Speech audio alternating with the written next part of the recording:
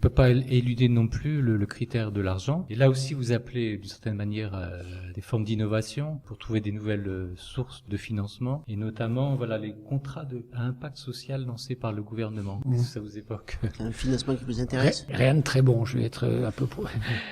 Alors, pour moi, c'est du miroir aux alouettes. Je vais être très clair. D'une part, on l'a dit, donc on s'est pas associé à l'emballement là-dessus.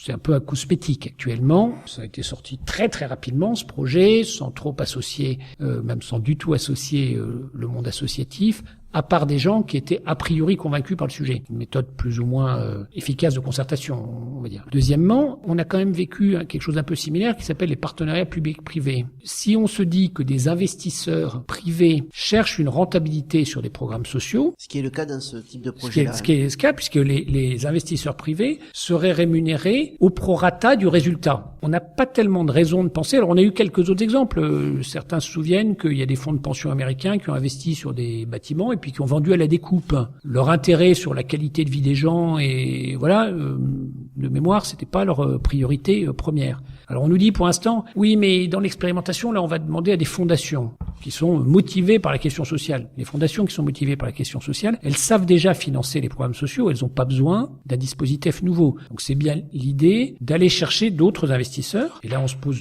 tout de suite deux questions. Comment on va mesurer justement la réussite? Et est-ce que l'investisseur va pas essayer de favoriser la réussite pour pouvoir avoir un retour sur... Et je vais être ultra provocateur, mais je l'assume. L'exemple qu'on nous donne, alors d'ailleurs il a été arrêté, mais c'est en Angleterre, la lutte contre la récidive des sortants de prison. Moi j'ai un truc super, pour la lutte contre la récidive, c'est il faut envoyer des salafistes dans les prisons, convaincre tous les gars d'aller se faire péter en Syrie après, et ils récidiveront pas en France. Je suis conscient que c'est un petit peu provocateur, mais vous penserait on n'est pas forcément d'accord sur le plan éthique que ça serait la bonne solution.